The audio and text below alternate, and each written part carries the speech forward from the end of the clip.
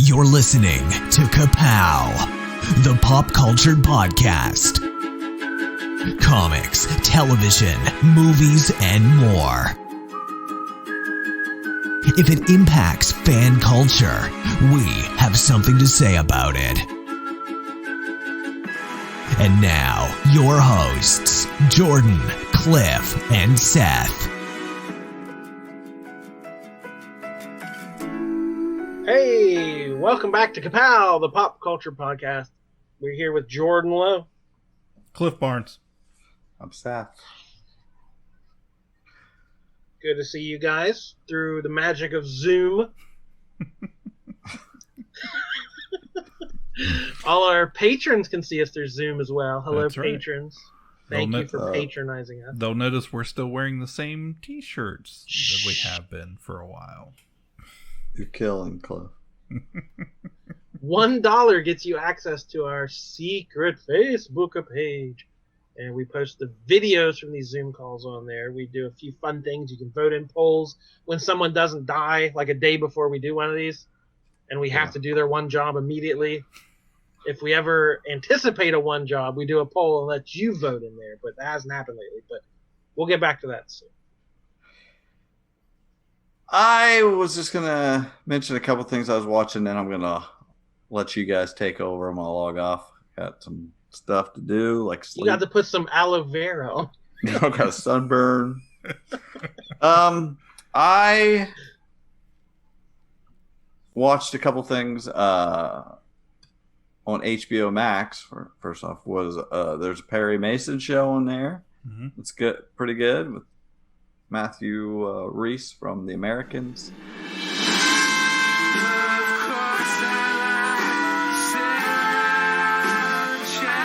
Mr. Mason, an unspeakable act is visited upon us. Why not leave it to the police? I don't trust the Los Angeles Police Department to do the job. The way I see it, there's what's legal, and there's what's right.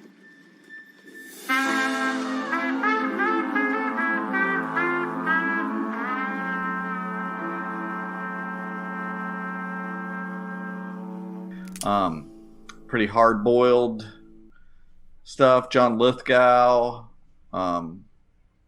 It's not very your traditional Perry Mason. I mean, if you know what the IP they're using here, it was a lawyer. Right. I remember watching Perry Mason. I believe that it's going to get there. Right now, the character is more of a down on his luck detective, and it's like the 1930s, right? Yeah, something like that. I didn't quite get like what it earns from just using that name. Like, no young people are like know that name, and it has nothing to do with anything an older person would recognize. So, yeah, I didn't quite. This guy right here, pointing at me. I recognize the name, and I probably would have watched it anyway if you told me Matthew Reese was in a hardboiled detective thing, but. Perry Mason's a recognizable name still, even if people aren't totally sure what it is. They've heard it, and man, people love an IP. So, but it kind of turned me off. I'm like, I don't care about a Perry Mason reboot. But then I see the trailer, like, wow, that looks like a cool noir tough guy show. Yeah. And if you just say, hey, it's the tough guy noir show, I'm involved. But I was the opposite. I got turned off by it. The only thing I don't like about it, I haven't finished it yet. Watched 3 or 4 episodes, but. It's got Tatiana Maslany, I think her name was, from Orphan Black. Whatever her storyline, she's like some religious preacher of some kind, and it just that part of the show is not great, but the rest of it's good. The other thing on HBO Max is that I'll Be Gone in the Dark. Michelle McNamara. Patton Oswalt's late wife that did all the investigating and writing on the East Area Rapist, Golden State Killer, I think they called him also. But it's very well done. I'm going to watch the last episode here soon, but I'd seen it all. Have you watched the last episode? I haven't seen the final one, but I've seen the first 5. Yeah. Yeah, it's just excellent. And what really sets it apart from, besides the fact that you know that she dies before you start watching, you know that Slay's going to die, but the just from an accident or whatever. But the way that it focuses on it, everything else always focuses on the killer, and this is so focused on the victims, and it's just a neat way to do it. It just get kind of lets them talk about it. You know, lets each of them give their stories and things. It's well done in that respect. Puts the focus on them instead of giving all the clout to, you know, focusing on the bad guy. Yeah, we've established I'm not really a true crime fan very much, but I watched because I was interested in her and her story. Yeah. And that's exactly what this is. Yeah. You learn more about her life and what drew her into investigating these crimes and the toll it took on her life. And yeah, Patton, I saw him on a talk show promoting this, and he said the exact same thing, that he had no interest in doing a show about the killer and glorifying and like, ooh, what's this crazy, creepy guy do? He wanted to explore the victims and give them the voice. So you're spot on what the attempt was to make this her story and their story, not his story. Yeah, it was good. I can't wait to watch the end of it. And the last thing I wanted to bring up is we got a fantastic surprise came my way this week. Big Brother's back, baby. They figured it out. They figured it out. They all had masks on when they were talking to Julie. And then they went in the house and they were all hugging and high-fiving. You got to protect the Chenbot. But in the house, no social distancing whatsoever. Well, they're all cleared. They did it. They figured it out. They could have easily.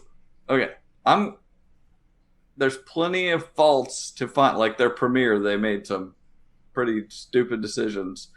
Having a really boring competition on a live show and things, but they got a great cast. The maze with the ball rolling. A table maze that I flipped past. Was like, what is this?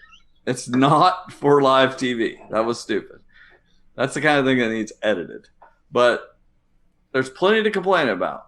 But I want to congratulate CBS on figuring it out. They so easily could have said, see you next year. But instead, they put people in bubbles, separated everybody, tested them over and over. I'm not saying something couldn't go wrong. It is everywhere else. But they might have figured it out. They even, like their production crew, they have separate teams of them, and if somebody in one of the team is test positive, they're going to not use that team. They're going to go to use a different team and stuff. So it's just like they put in the work, and then this is the second All-Stars show. Like they haven't had one for 15 years. So it's a bunch of great, you got winners and very popular, people that from all the years past that have made it very far in the game. It's going to be great. It's going to be great. And it's just an extra thing we weren't even expecting we were going to get. So I'm super hyped for it. Yay. It's something. This may just be the few minutes I watched, but I kept flipping back and forth during a commercial. And every person they introduced was a real estate agent. Hey, I'm Jenny. I'm a real estate agent from Oakland. No, hey, I'm Jeff. I'm a real estate agent from Philadelphia. Like everyone I saw was a real estate agent. They had all kinds of Zoomy type things too. I'm a jewelry maker. I sell. Well, the one was a podcast host. I saw podcast. Yeah, we had a couple podcast hosts. We had somebody selling jewelry online. We had. These are all these people's second careers after mild fame from the show. I'm an acting coach. Right. I'm a model. Yeah. Some of their things have changed, but whatever. These are some really great players that I'm excited to watch. You have a favorite? Are you gonna go out on a limb this early and call a winner?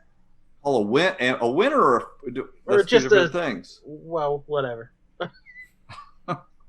Well, the person probably my favorite and who I would want to win is Ian, who is the nerdy little guy who won season 14 and beat the best player, the known best player of Big Brother. Usually the consensus is Dan, and he's known for having, they call it the mist. He can miss. They call it. He's got this mist. He can talk you into anything. Not in this era. I know. He's not on it. They didn't have him back. And literally overnight last night on the first night, all anybody said was, "I'm so glad that guy isn't here because I'm scared to death of him. He just can convince you of anything." And he's known to be the best player. But anyway, he came to he season 14. I think like 8 years ago, he came back. They all knew he was the best, and he still made it to the final two against Ian, and Ian actually beat him. And he's just very likable, nerdy guy. You kind of feel sorry for him. He's obviously doesn't do well socially, but fights through it. And I'd like to see him come back. There's a lot. The thing about this season is there's no toxic males. They love to cast toxic males, and I don't think there's one on this cast. I don't know how they did it. They went back and they all tested for high levels of toxicity. Right. Yeah. It just seems like this entire cast is a bunch of characters that are not problematic, and you want to root for all of them. So I'm excited for that. I just want to see whoever plays the best game. That might be my main aversion to reality shows like this, is there's always like the villain. Yeah. There's always the people that like, I'm not interested in that. Like, I don't need the bad guy on one of these shows, or and it's worse when they know they're the bad guy, the Omarosa of the show that's scheming and trying to do stuff. It's like, ugh. Yeah, I think that's what they get in the habit of doing that, and this is the first season I think that I've ever seen them not do it. So I'm curious to see how it plays out. And on that note, I'm gonna let you guys take over. Check you later. Have a great time. All right, we'll see you soon. Well, while we're on television, do you have any quick Stargirl? Y'all caught up? Well, the night we're recording, we're still one episode from the end, so right. we haven't finished season 1. We're just 12 episodes in. Still enjoying it. Still a good show. It's built it's killed people off. It's introduced a ton of characters. It seems like they may not have known they were getting a second season, so it's just go for broke now. I love it. They're just throwing everything at it, and it's so different from a normal CW show that it takes forever for nothing to happen. There are a couple episodes ago when the Dragon King took his hood off. I was like, holy crap, that's terrifying. But it's nice to watch one of these shows where, for a television show, the villains are villains. They're not good guys, but then they do something great with it to spoil this last episode, because it'll probably be a couple weeks before this comes out.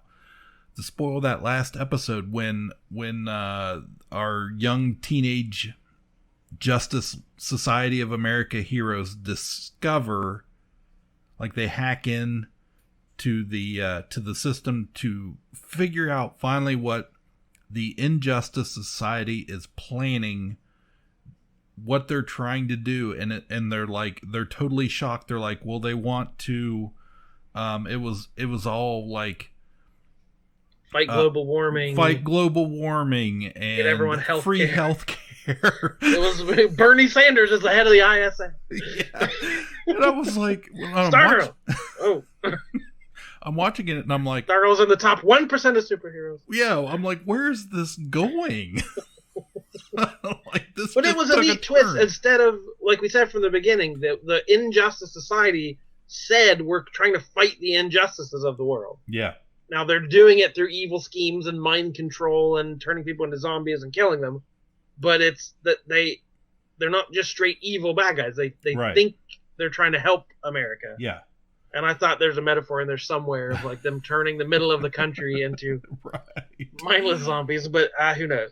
Yeah, and it's kind of funny that these are the things they're trying to do in those, like, those 6 Midwestern flyover states, as they're called. So I thought that was really good. But man, then to really shake a young, the next generation is all about social justice and Right. fighting the good fight. Like, what a way to shake them and be like, wait, are they doing something good, or should we be stopping this? So yeah, maybe not the biggest twist in the world, but I thought it was interesting at least. for a CW superhero show, I've just highly enjoyed this season.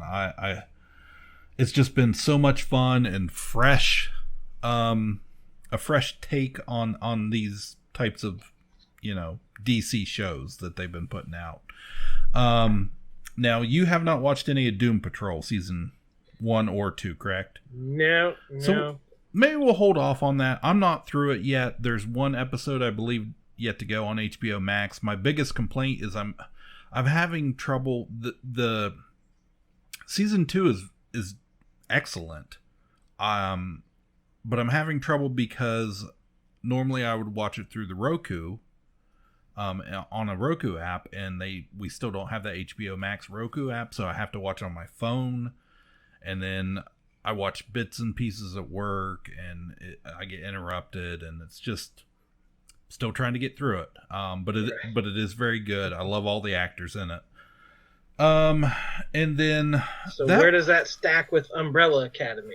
They had a little, have that same kind of vibe. They had a little Twitter feud going on there for a few days between the show, playfully between the two shows, that kind of ended. Doom Patrol had put out a little clip of Cyborg in character, and he's kind of twirling around an umbrella, like, hey, we did it first, we did it better type thing. But they're a little bit of the same flavor. Doom Patrol is definitely darker. Definitely more adult, but this season has highly focused on the chief's daughter, who is this kind of ape girl named Dorothy. She dresses like Dorothy from The Wizard of Oz, but she is a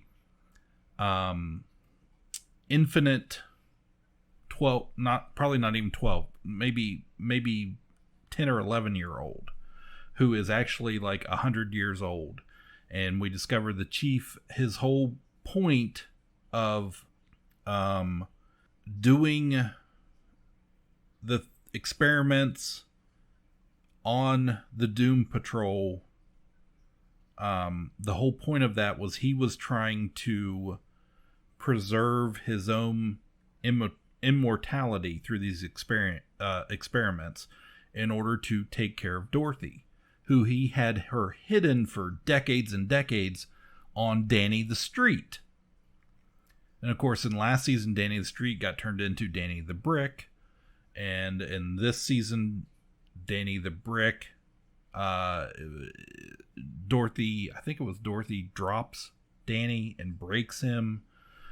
So there's some weird, crazy, hard to explain stuff if you don't watch season 1 or even read some of the goofy, weird Grant Morrison type Doom Patrol stuff. So, but it is excellent. I just absolutely love that show. So definitely, I've been saying it for over a year now. Go watch that show. And then I had just a quick little thing. I almost forgot about this. Our local theater here in Marietta, they were showing Ghostbusters. And did I tell you this, Jordan? You said you were going, but I didn't hear what your experience was like. So I decided it was like, I think it was a Friday. Or maybe, well, anyways, there was a noon showing of Ghostbusters from, the original. And I had the day off work, and I was really just like, man, what are the chances that nobody will be there at a noon showing in the middle of the week? Carly was, of course, here, so I was like, hey, why don't we go see a movie? So we show up, Get there about 20 minutes before noon. Walk up there, door's locked. And I'm like, oh, great. Well, all right. So I go over to the other door, pull on it. It's all locked up. So I was kind of standing there. I was like, well, we're here on time, right? So here comes the manager. He opens up the door, in like total shock that somebody is there. He's like, well, is there any other car in the lot? Just his, I think. And so he's like, well, sorry, I forgot to unlock the door. And I was like, it's okay.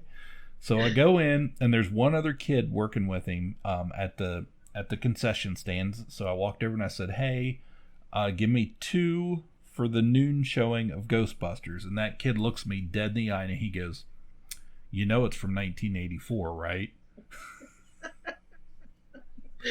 So am I, son. So am I.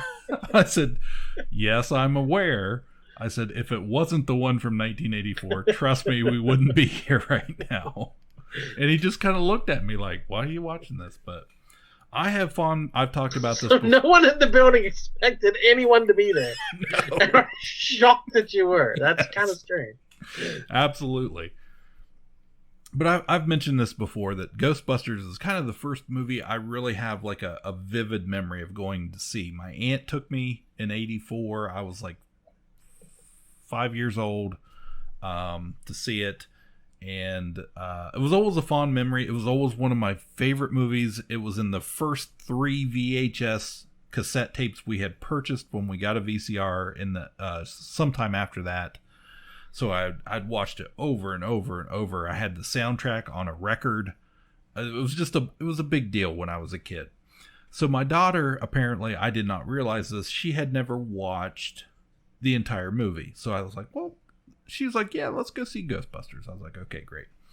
So we go in, we watch it. They run about a 30-minute featurette before the movie starts on the making of Ghostbusters. Really? Showing behind-the-scenes interviews and footage. And then they have Ivan Reitman there with talking to Bill Murray and Dan Aykroyd and Sigourney Weaver, and they're talking about the experience and just having a blast about it. So that was really great. He was there with his son, Ivan Reitman's son, that did the Jason that did the upcoming new Ghostbusters movie that's done, but waiting for things to open up again. So they were talking about that, and he's like, yeah, I had my dad on set, and it was nice to be able to talk to him about, his opinion, how would he do it, and it was very cool, except for the fact that they showed basically every great part of the movie before we watched the movie. So yeah, probably made for those revival houses and like fan showings and gather, not made for the casual younger audience. For the 13-year-old who'd never sat through the movie before. Yeah. So, but we watched the whole movie. We got done. I said, well, what do you think? And she's like, she loved it. She just absolutely, she wasn't like it was dumb. It was dated. Awesome. Nothing. There was a jump scare in there for her, which I thought was hilarious. The scene where Dana is in her apartment and that Zool hand grabs her through the recliner. Yeah. She jumped out of her chair. And I was just absolutely loving it. So we had a blast that day. I loved the experience. It was great. We went in, I took like, Clorox wipes with us. We wiped down our seats before we sat down and everything. We were the only people in there. I had to make them. I did a Seth, and like we went in, sat down, found our seats, wiped them all down, and then I was like, "Man, it's kind of hot in here." So then I went back out. The manager and the kid are like sitting off to the side on their phones. Just there's nobody else there. I'm like, "Hey, can you turn the air on?" So he was very nice. He came in, blasted the air conditioning, so it was great after that. Just a really nice experience for. Theater experience for who knows how long till the next time we'll get to do that again, but I was really happy that Carly really enjoyed it, and it was a really nice experience with her. But I almost forgot to talk about that on that podcast. I meant to a while ago, but hadn't gotten to it.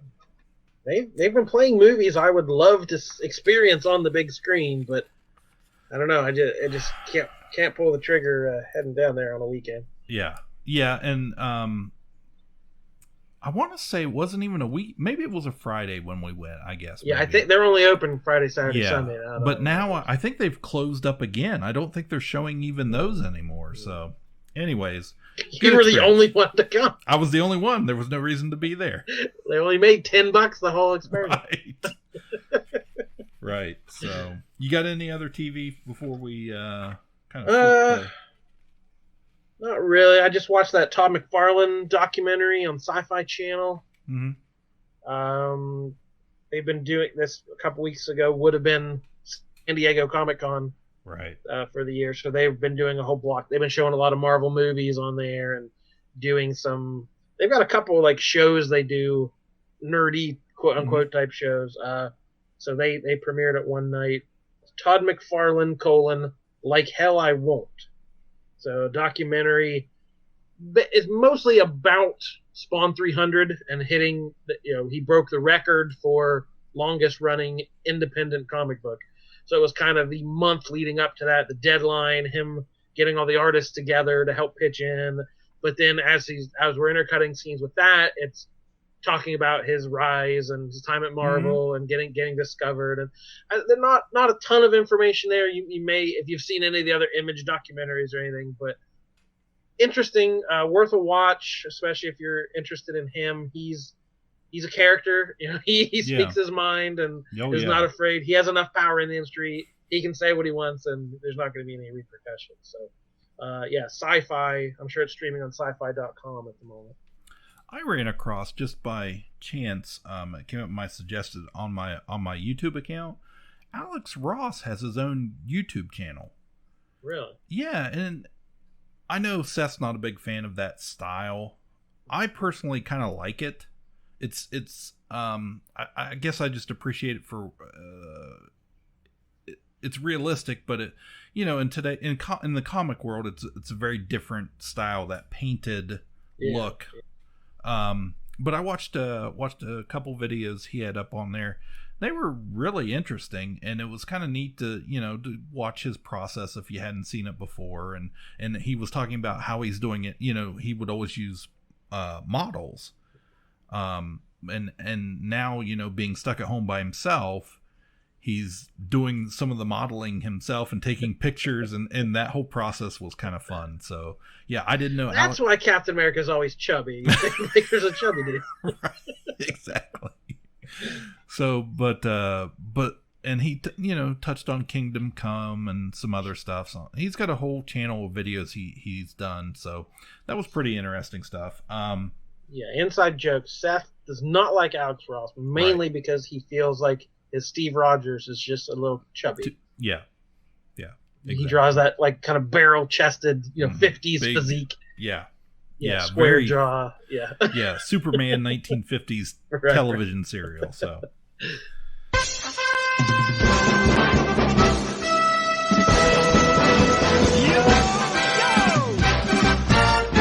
Autobots, roll out.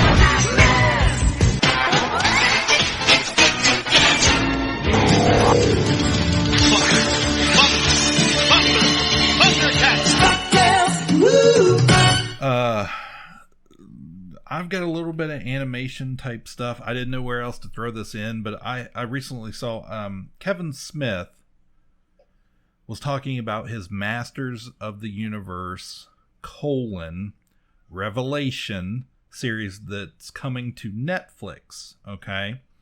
He was talking about it on his podcast. He was mentioning it, and that the recording sessions are apparently done with that.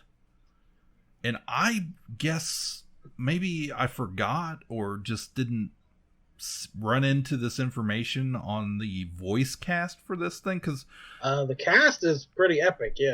Yeah, and I highly enjoyed that She-Ra series. Now I know it's a totally different tone and subject matter, but that She-Ra series they did on Netflix, as it went on, the more and more I liked it, the more and more I got into it and excited about it. But this one, man, I was looking at this, and Sarah Michelle Gellar, Mark Hamill, and Chris Wood are the stars of it. Geller will voice Tila, Hamill as Skeletor, and Wood as Prince Adam He-Man. And then it's got Lena Headey as Evil Lynn, Liam Cunningham as Man-at-Arms, Griffin Newman, Orko, Stephen Root, I love Stephen Root, as Cringer, Diedrich Bader, who's done a lot of Batman voice work, as King Randor, and Alicia Silverstone as Queen Marlena. And then the last one is Susan Eisenberg as the Sorceress. And I was just like, man, this is great voice casting. It was Jason Mewes playing. Exactly. He's probably Stinkor. I'm gonna guess Stinkor. I would say Fisto. But this is set to premiere in 2021, coming to Netflix. No premiere date yet, but man, I was just like, we just hadn't talked about it, so I wanted to touch on it because a few episodes back, we were doing that toy episode, and I'd recently I had a Castle Grayskull that I talked about that my wife had bought me several years back as just a fun Christmas gift. I love vintage toys. I don't have very many of them, but I love them. And I always had one of those as a kid. So the pieces I didn't have, I had to go and, kind of restore it or more or less. And it was a lot of fun. So it kind of got me excited. I joined a couple Motu Masters of the Universe Facebook groups while I was doing that to kind of research what I needed and that type of stuff. So those are still my Facebook. So it's still like in, my world at the moment, fresh on the mind.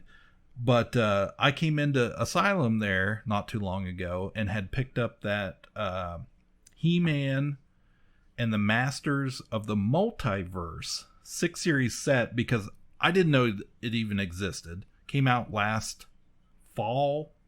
Like on my birthday last year, it came out, apparently. Released. They've done a couple, DC has the rights at the moment with He-Man. They've done a couple miniseries, and I thought, okay, they've kind of done as much as they could do. It's like, wait a minute, let's go through the multiverse. I'm like, okay, that's a hit anytime. Yeah. Especially for a property that's been around that long with so many incarnations you can play off of. But I had really enjoyed that. They did that Thundercats crossover a few years ago that I really liked. And then they had done that He-Man and the DC Injustice world, all their DC from the video game that started as the video game that's branched out. But they had done a crossover there that I really enjoyed like last year or the year before. Maybe it was 2018. But anyway, so I picked up that first issue and then read it, and I messaged you and I was immediately like, okay, just pull them all for me, whatever you got, I'll take them.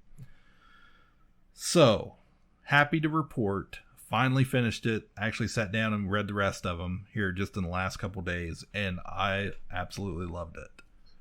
It was like He-Man gets his own, like Spider-Man, that Spider-Verse. He-Man gets his own Spider-Verse is basically the plot of it.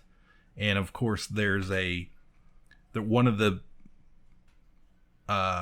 dimensions is a anti-Eternia dimension, and we get the anti-Eternia He-Man, who is like almost devoid of color, and he goes on a murderous rampage throughout the multiverse and trying to kill all the other He-Men to collect the Power Sword to unlock all the hidden secrets of Grayskull and all that type of plot device.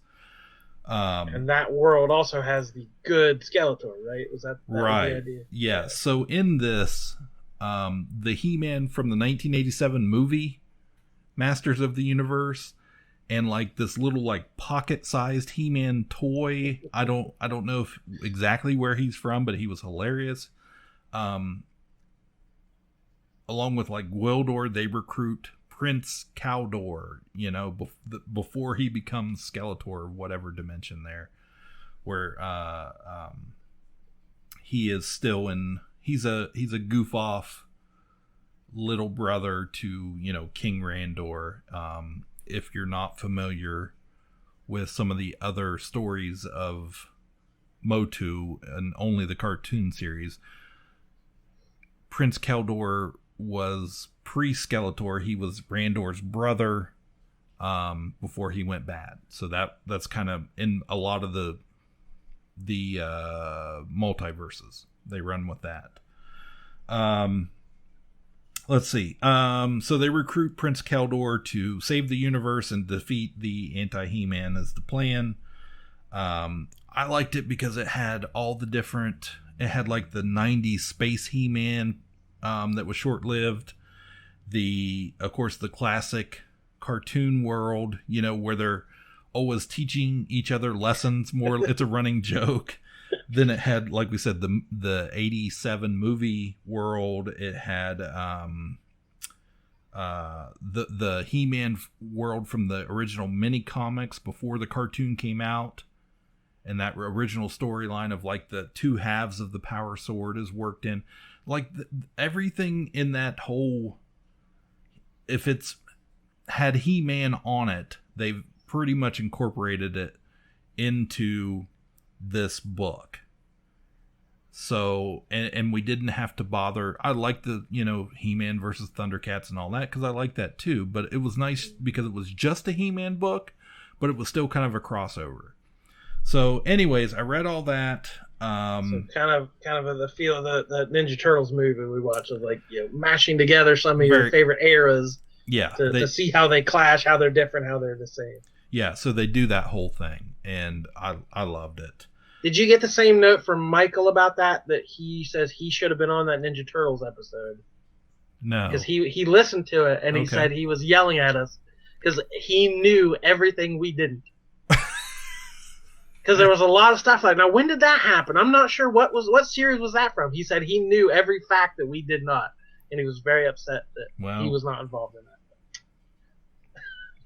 He's too busy. You don't want a podcast. That's the price you pay. You yell at us through your headphones, through your cell phone player, whatever. But yeah, and then in conjunction, I've just had all this Motu stuff I wanted to get out. Mattel, speaking of vintage toys lines, Mattel released the first wave of a Walmart exclusive Masters of the Universe Origins line. Same scale as the classic original toy line, 5.5 inches, and updated for a new generation. It's a thing that they're doing now. He-Man, Skeletor, Man-at-Arms, Teela, Evil Lyn, Beastman, Battle Cat, and a Prince Adam with Sky Sled set. And I gotta tell you, they look pretty cool. Yeah. They've been flying off shelves. People, collectors are ticked off, because the usual toy distribution problems of today. Nobody can find them. If they do, one scalper goes in, buys up everything there is, resells it on eBay. So taking some of the fun, because people our age, we buy this stuff for fun. Yeah, those would be perfect scale for your castle. You can fill up your castle. That was actually because I'd been looking. We have a local in our mall. We have a local vintage toy store, classic plastic toys, and he's had a few here and there. That's actually where my Grayskull came from.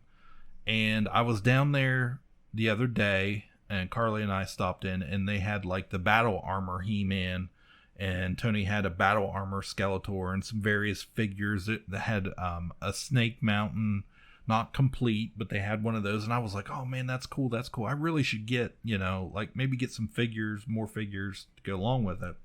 But then these came out, and I was like, man, should I just do I want to spend that money just to have it? But yeah. I've gotten sucked into these Facebook groups where everybody's so excited about finding these toys. Just like, when you were a kid, it was an exciting thing. There was that one you were looking for. So yeah, I got sucked in it when they did the G.I. Joe 25th anniversary figures that looked like the original cards. Yep. and they reissued all the figures. I bought way too many of those. It's exactly the same thing. But so I was going to mention just how that vintage stuff, those remakes have become a big market again in your Targets and your Walmarts or, whatever. And there's specialty toy stores where you pay a little bit more money because they bought them up and you can still get them. But for the collectors, for people our age that grew up with that stuff, it's still a lot of fun. Target just had, last year they had the Star Wars Kenner retro line came out, and they were, the gimmick was we used the original Star Wars molds from 1977, and the figures looked very accurate for what they were. There were a few improvements, but the one figure out of there that everybody always wanted, the Grand Moff Tarkin that Kenner never made, they included that Grand Moff Tarkin in that vintage look, 77, but you had to buy like some remake video or board game for $30 to get the little figure you wanted. So people weren't happy with that. Well, they just released with the 40th anniversary of Empire. They did the exact same thing. They did a small collection of those original figures, Empire Strikes Back 40th anniversary, 3 3/4 inch series figures, and it was Bespin Luke and Hoth Han Solo, and I think Hoth Princess Leia, all the Lando, all those from Empire.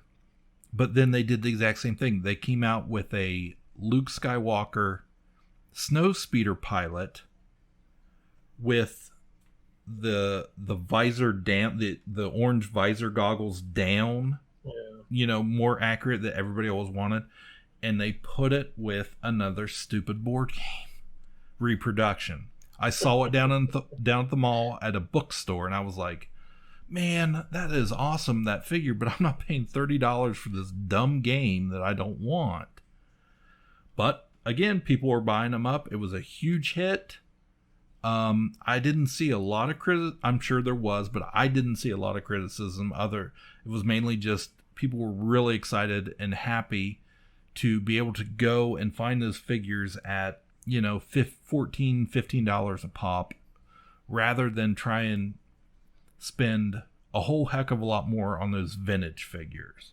Right. So especially if you just want them as a display piece and just to put on your desk at the work or whatever you want them for. I'm not trying to resell them or anything like that, and nothing against those vintage collectors. I love vintage stuff, but I think it's a fun thing to get a reissue that looks like those old toys from when we were kids. And the new stuff's great, and of course it looks better, the moldings are better, they're more posable and all that, but I don't think that's always what we want.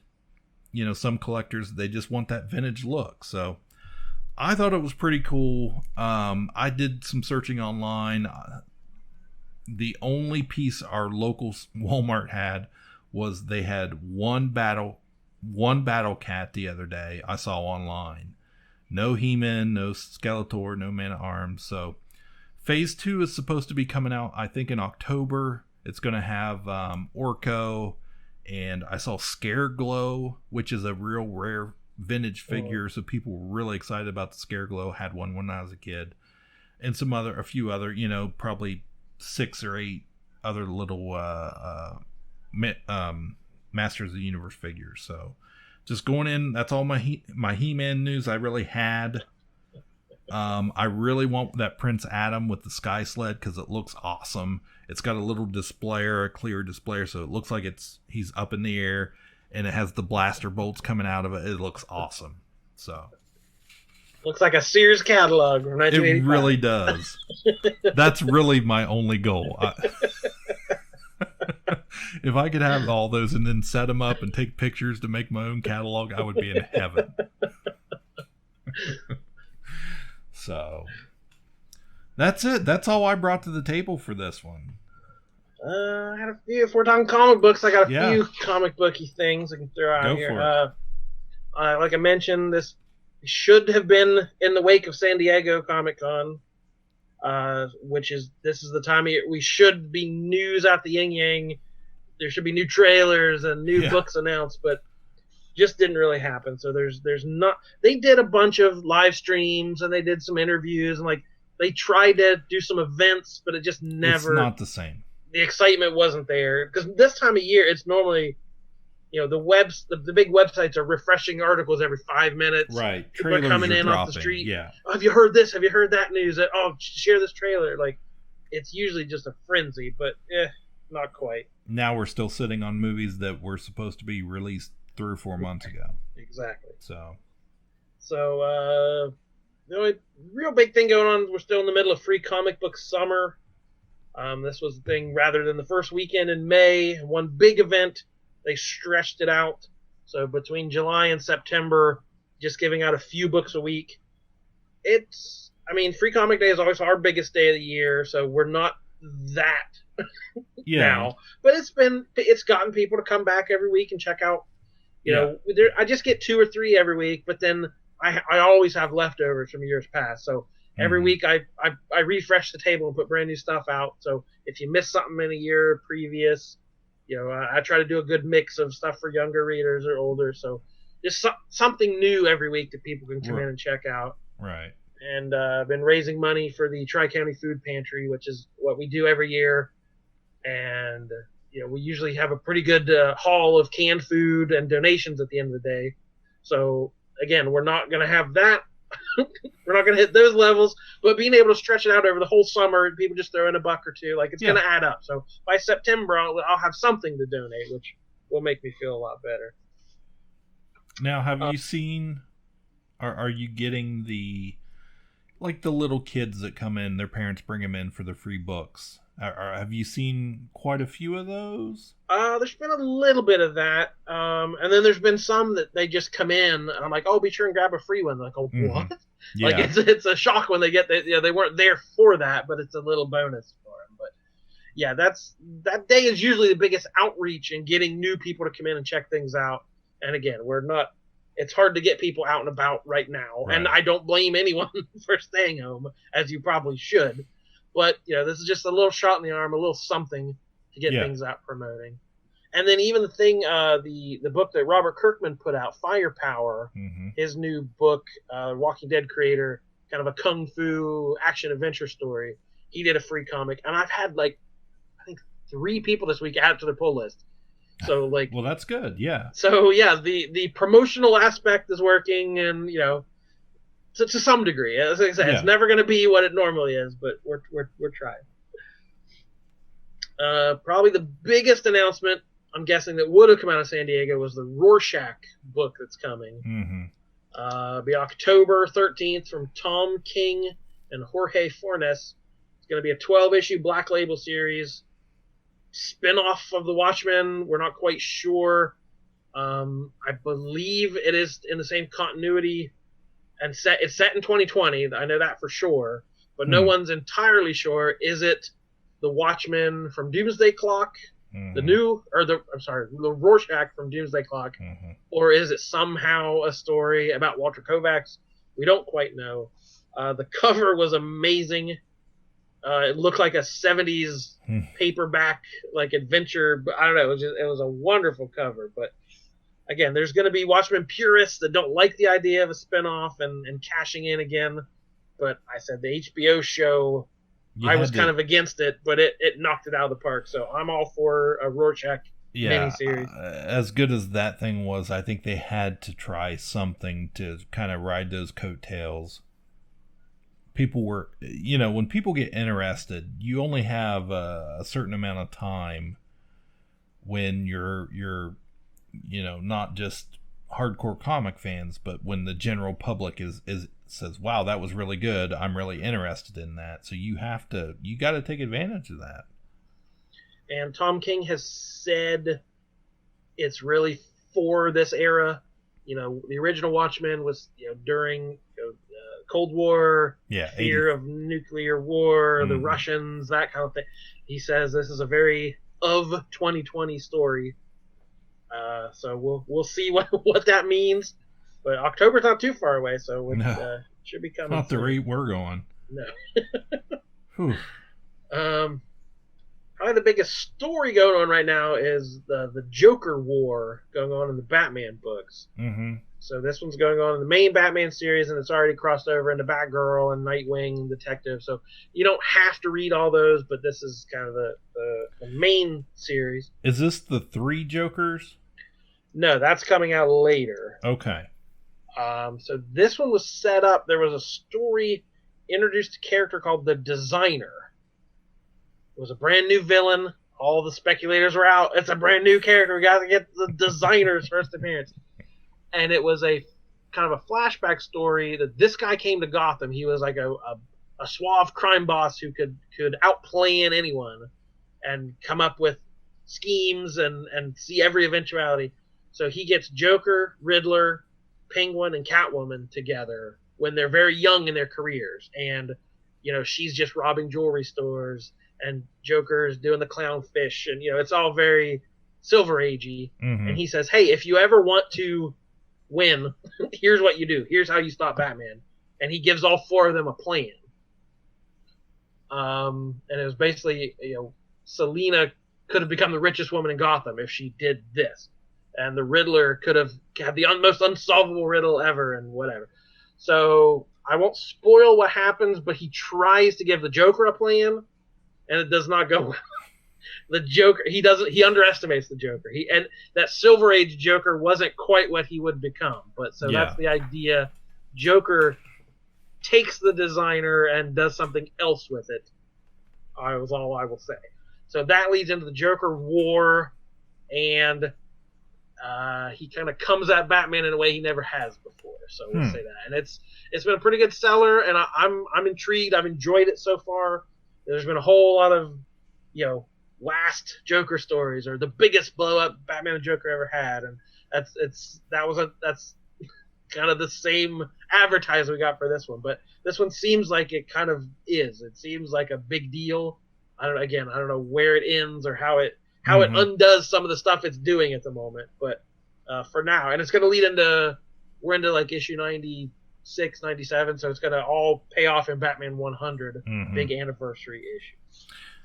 Did I see there's a like a Robin 80th anniversary book coming too? That one already came out. Okay, they did that's that already for been several. Yeah, when Action hit 1,000, Detective hit 1,000, they're like, wow, these are popular. So they did Green Lantern, Wonder Woman, Joker, Robin. Yeah, but anyone who's been around that long, they did a big anniversary one shot.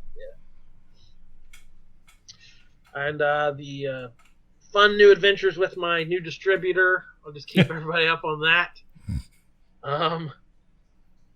Everything's going fine. I'm getting the books where I'm supposed to. Everything's been arriving. I'm writing 2 checks every week.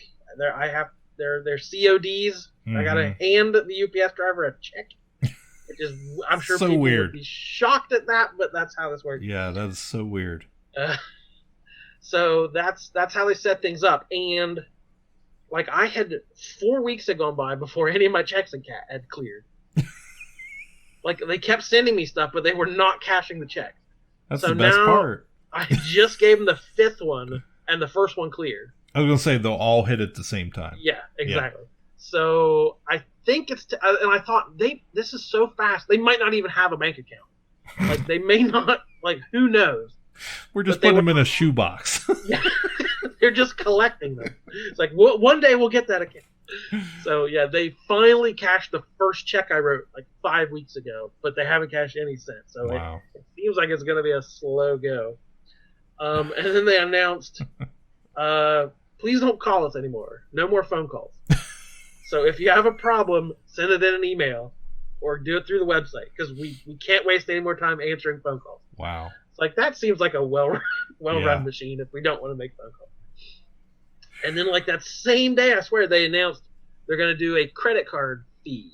So the shops that had signed up early, like when I signed up, they're like, you have to do COD. I don't know how long that has to go, but the first shops have a credit card on file. So if you're paying with the credit card, they just said you're going to have a 2% fee for every order. because the COD, there's like a $7 flat fee on every box for every shipment. Yeah. So it's kind of like, well, which would be more, the 2% of your order or the $7? Depends on how much you order. Yeah, exactly. But that's been one of the problems, people complaining about the shipping. There was a fifth Wednesday of the month, this previous month, which usually means there's not a whole lot of product. There's everything is scheduled for 4 Wednesdays. So I got like $30 worth of DC books that Wednesday, and the shipping was $17. So there's no way to make a profit on that small amount of books. Yeah. And I know I'm a small store, but everyone's going to have the same problems at some sort of scale. So a normal week, couple $100, $17 box, okay, that I can absorb that, but that's one. That's a pretty big hit on a $30 box. Yeah. And then they announced, this was the one that got most people annoyed, a new final order cutoff. So every Monday, you had your last chance to adjust orders. You could go in, raise them, lower them before, and it was about 3 weeks before things hit. You had the final order cutoff, and that was all you would get an email like the week before saying what was on that week's list, but the list wasn't confirmed until Friday at noon. They might add something or delete something. Yeah. So you really couldn't start doing it until Friday. But then you had till Monday at like midnight. You had all day Monday to do it. Well, these guys just announced the new FOC is now Sunday at midnight. So most people are used to doing it on Friday. So now you have to do it on the weekend, basically. Yeah. And not every shop is open on the weekend, or if the boss maybe doesn't work Saturday and Sunday and they have somebody else in there. Well, not like it's thrown everybody's schedules completely off of when they have to sit and do this paperwork, because they want to get things shipped a little faster, so they want that extra 24 hours to get things settled. So yeah, but man, anytime something that important when you schedule it to be done on the weekend's a bad idea. Yeah. And I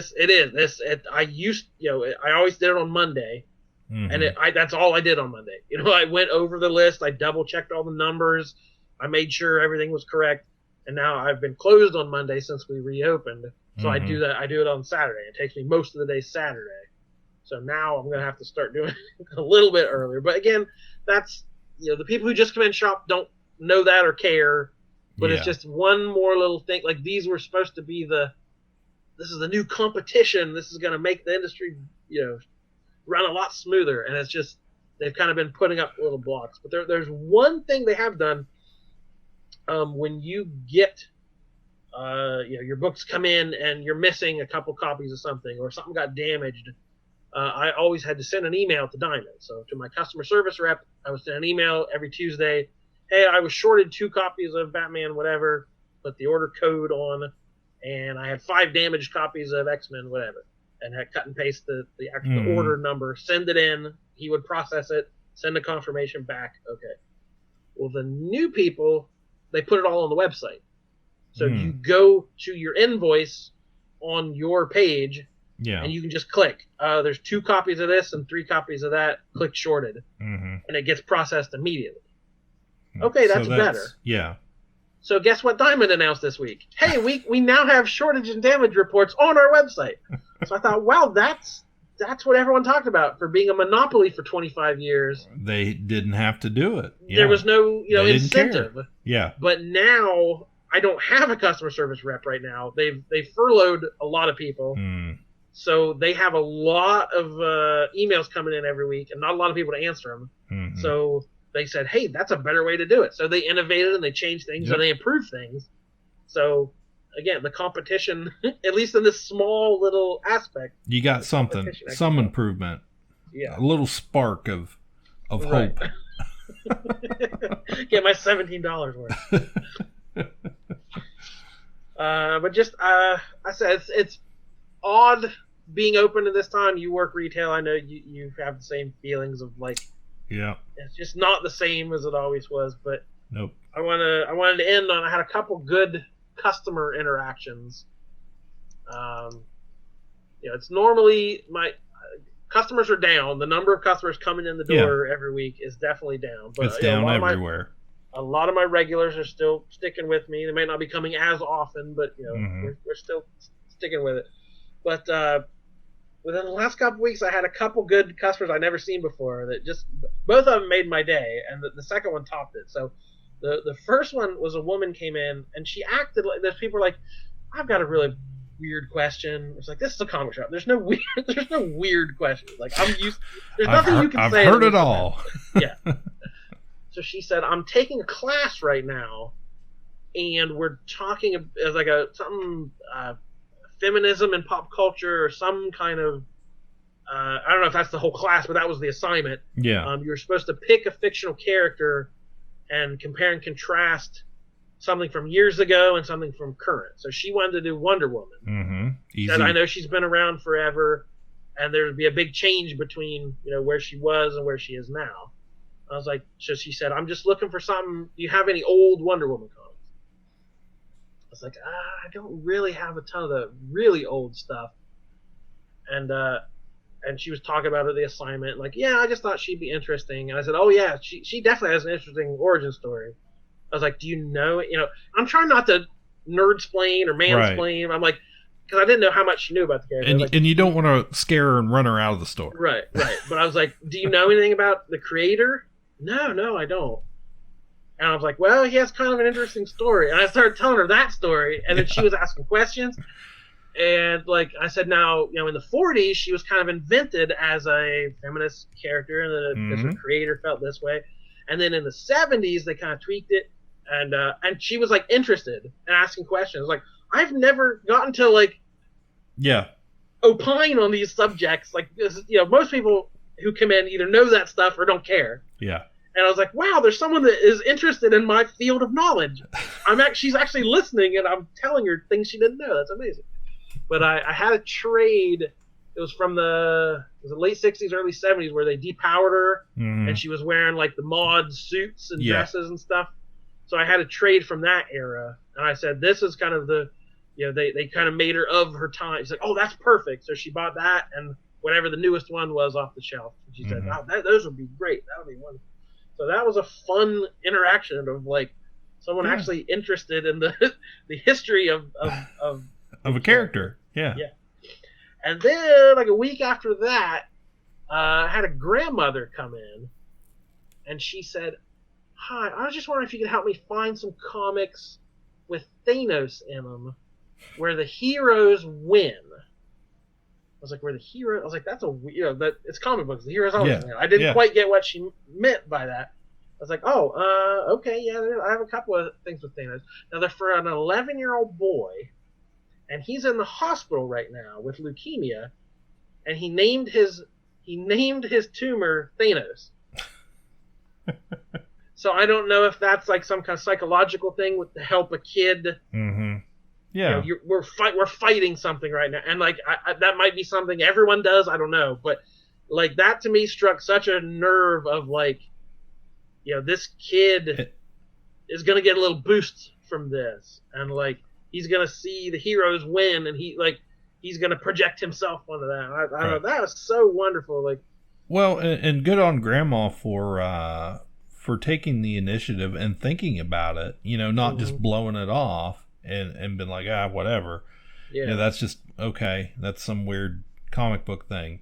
But actually to come in and take the initiative and say, okay, let's make this happen. Let's take it and so we can show him that, hey, yeah, sure. It's not just the movie. Here's a bunch of other stories that where this happened. So, yeah. And she spent quite a bit of time in there. Had a couple oddballs come in while she was there. So I'm like, I'm sorry, lady. Like, please don't say anything. Please don't say anything. Yeah, don't freak her out. Like, I wanted to spend a little more time with her, and it would have been nice to talk, and but to tell her like this that is my philosophy. Like, that's why comics exist to me. Of like, it's about they're it's kids seeing something bigger than themselves, and what heroism means, and what it means to fight for what's right, and like to that, for that aspect of it, I haven't made a better sale this year for sure. You should have totally, when those other people came in, just started, just cracking it. Get out, get out, get out. Not now. Come back later. It's not the time. I'm trying to be respectable. But to that young man, good luck to you. That's right. Overcome it. Pound Thanos a good one for me and for all of us KPP fans. Oh, shoot. All right, on that note, I think that probably wraps it up for tonight. I think so. We're just into tomorrow, so. Seth is snoring away somewhere. Sunburn. He probably can't sleep. He's so sunburned. He's probably covered in like aloe gel, just head to toe. It's on the back. He's in one of those Westworld baths. Like. I walked over there yesterday, and the backs of his legs were as red as your T-shirt you're wearing right now. And I was just like, oh my. Yes, folks, remember, it is summertime. Be sure and wear that SPF. Yes. Put some pants on if you're going to paint your house. And honk every time you drive by. Yes. Yes. If you go by his house, give it a big honk. Shake your fist and yell at him as you drive by. All right. Thank you for listening. For Seth Offenberger, my name is Jordan Wood. I'm Cliff Barnes. Goodbye forever. Ka-Pow, the pop culture podcast, is intended for entertainment and information purposes only. Sounds, music, and clips played during the podcast are property of copyright holders. All original content is property of www.udownwithkpp.com. If you enjoyed this podcast, please subscribe and leave a comment. Ka-Pow, the pop culture podcast, is available on Apple Podcasts, Google Podcasts, Podbean, Spotify, and wherever podcasts can be found. You can connect with us through social media on Facebook, YouTube, at the Ka-Pow Podcast on Twitter, or email the show, Ka-Pow, the pop culture podcast, @gmail.com. If you really want to go the extra mile, please sign up to be a patron through the Podbean app or our website, www.udownwithkpp.com, to receive special content and early access to some episodes. We are grateful to anyone that chooses to contribute, but please know that most of our content will always remain free, so please continue to like, comment, and share.